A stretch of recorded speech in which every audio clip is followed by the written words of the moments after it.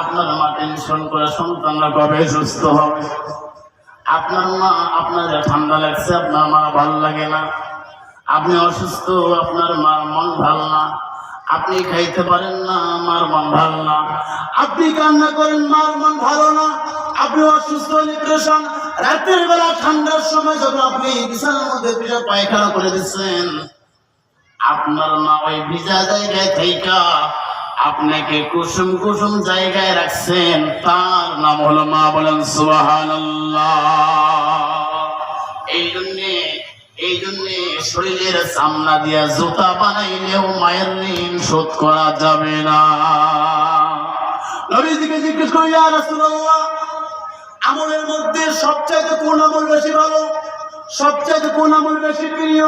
নবীজি বললেন যে তুমি যথাসময়ে নামাজ আদায় করবা, এরপরে তুমি তোমার পিতা মাতার সাথে সুন্দর ব্যবহার করবেন। সুবহানাল্লাহ। আমার প্রিয় ভাইরা, সংক্ষিপ্ত একটা ঘটনা বলি। একজনের নাম হলো জুরাইজ। কি নাম বলেন? এই জুরাইজ অনেক বড় আবেদ ছিল, অনেক বড় আল্লাহওয়ালা। সারাদিন ধরে রোজা রাখতো, সারা রাত শুধু নামাজ পড়তো। ভালো করে শুনে নেন, যাদের মা দুনিয়ার মধ্যে জীবিত আছে, বদবা করলে কেমন করে লাগে ভালো করে শুনেন ভাইরা আমার। একদিন জুরাইজ নামাজ পড়তেছেন, যেখানে তার বাসা, আশেপাশে কোনো বাসা নাই, সুন্দর করে তিনি নামাজ পড়তেছেন। তার মারছে জুরাইজ। শুনেন, জুরাইজ কোথায় আছে? নামাজের মধ্যে আছে। মা ডাকলো, সে শুনলো, ভাবতেছে নামাজ পড়বো, নামাজ ডাকে সারা দেব। সে ভাবলো না না, আমি নামাজটা পড়ি। তার মা চলে গেল। আবার আরেকদিন আসলেন, বলেন বাবা জুরাইজ। জুরাইজ তখনও নামাজের মধ্যে দাঁড়ানো। এবার সে চিন্তা করতেছে কি করবো, মার ডাকে সারা দেবো না, নামাজ বলে নাই। এর মা পরবর্তী আবার চলে গেল। আবার আসলো, 3 দিন আসলো। আবার বলে বাবা জুরাইজ। জুরাইজ নামাজের মধ্যে দাঁড়ানো, নামাজ পড়তেছে। সে ভাবতেছে মা ডাকতেছে, কি করবো, নামাজ পড়লো, মার ডাকে সারা দেব। এই জন্য মার ডাকে সারা না দিয়ে নামাজের মধ্যে কি ভাই নামাজ শুরু করে দিল।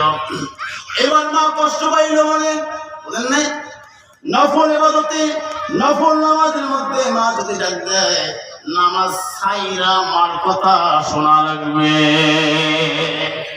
মা কি হইল, মনে আঘাত পাইল, আমার সন্তান আমার একে সাড়া দিল না। এই জন্য মাকে আহ্বান করলো, আল্লাহ তুমি আমার সন্তানকে, আমার ডাকে সে সাড়া দিল না, আমার সন্তানকে বিছানার মুখ না দেখাইয়া তাকে মৃত্যু দিও না। কিছুদিন পরে ওই এলাকার মধ্যে একটা যুবতী মহিলার বিবাহ হয় না, একটা সন্তান হইল। সমাজের মধ্যে বদনাম ছিল, কি রে মেয়েটার বিয়ে হয় না, সন্তানটা কেমন করে হলো? সকলেই মেয়েকে ধরলাই, মেয়ে সত্যি করে বল, তোমার তো বিবাহ হয় না, সন্তান কই পাল্লা? ওই জেনাকারী মহিলা বলতেছে, এই সন্তান জুরাইজের।